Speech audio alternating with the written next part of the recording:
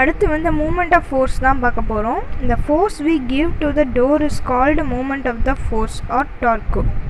அதாவது நம்ம அந்த டோருக்கு எவ்வளோ ஃபோர்ஸ் கொடுக்குறோமோ அதுதான் வந்து மூமெண்ட் ஆஃப் ஃபோர்ஸ் இல்லாட்டி டார்க். அதாவது ஆர் அதோட ஷார்ட் ஃபார்ம், அதோட இதுன்னு சிம்பிள் அதை கொடுத்துருக்காங்க.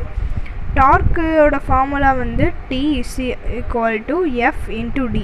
Fன்றது ஃபோர்ஸு, Dன்றது direction, is equal to vector quantity.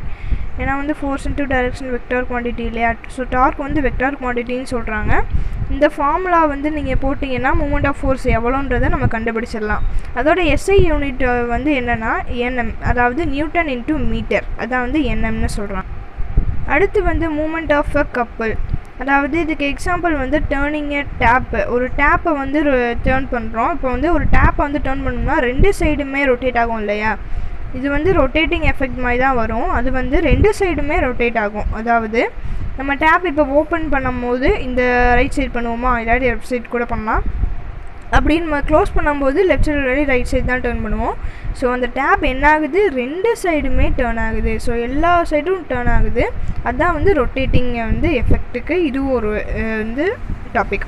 Moment of a கப்பல் அப்படின்னா ரெண்டு சைடுமே டேர்ன் ஆகும். அதே மாதிரி ஸ்பின்னிங் அ டாப்பு. இப்போ பம்பரம் சுற்றுவீங்கல்ல, பம்பரம் சுற்றுற எத்தனை பேர் சுற்றிருக்கீங்க? நிறையா பேர் சுற்றிருப்பீங்க. எனக்கெல்லாம் சுற்ற தெரியாது. பம்பரம் சுற்றினா வந்து டாப்பு, அதாவது பம்பரம் வந்து ரெண்டு சைடுமே கூட சுற்றலாம். ஒரு சைடு இழுத்து விட்டால் ஒன்று லெஃப்ட் சைடு ஃபுல்லாக சுற்றிக்கிட்டே இருக்கும், இல்லாட்டி ரைட் சைடு சுற்றிக்கிட்டே இருக்கும். ரெண்டு சைடுமே சுற்றலாம். இந்த மாதிரி நிறையா வந்து எக்ஸாம்பிள்ஸ் இருக்குது. இப்போ வந்து இந்த மூமெண்ட் ஆஃப் அ கப்பல் இதை வந்து கண்டுபிடிக்கிறதுக்கு ஒரு ஃபார்முலா இருக்குது இல்லையா? So M is equal to F into S.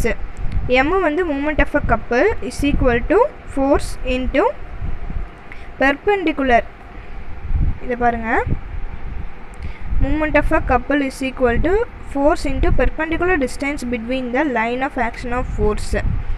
அதாவது பெர்பெண்டிகுலர் டிஸ்டன்ஸு, அந்த ஆக்ஷன் நடக்கிறதுக்கு லைன் ஆஃப் ஃபோர்ஸ்க்கும் பெர்பெண்டிகுலர் டிஸ்டன்ஸ் வந்து எவ்வளோன்னு கனெக்ட் பண்ணி போடணும்.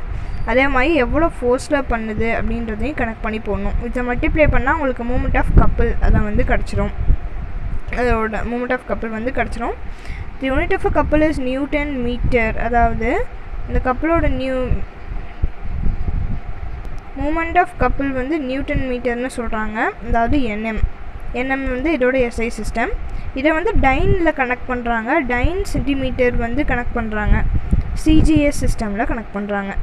இந்த பிக்சரை பாருங்கள், அதாவது பாசிட்டிவ்லேயும் இது வந்து சுற்றும், நெகட்டிவ்லேயும் சுற்றும். Clockwise moment, anti clockwise மூமெண்ட்டுன்னு கொடுத்துருக்காங்க. ரெண்டு சைடுமே சுற்றும். இதான் வந்து கப்பல் மூமெண்ட்டுன்னு சொல்கிறாங்க.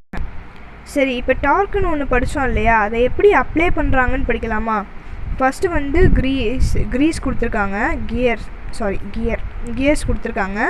கியர் எப்படி போடுவோம்? ஃபஸ்ட்டு வந்து கொஞ்சம் ஸ்பீடாக போகணும்னா கியர் போடுவோம். நம்ம வந்து ஸ்பீடாக போகணும்னா கியர் வந்து சேஞ்ச் பண்ணுவோம். அதெல்லாம் கொடுத்துருக்காங்க. Gear is circular wheel with teeth around its rim. இது வந்து சர்க்குலராக தானே சுற்றுது. It helps to change the speed of rotation of wheel. நம்ம வீல் வந்து எவ்வளோ ஸ்பீடில் போகணும் அப்படின்றத வந்து சேஞ்ச் பண்ணுறதுக்கு இது ஹெல்ப் பண்ணுது அப்படின்னு சொல்கிறாங்க.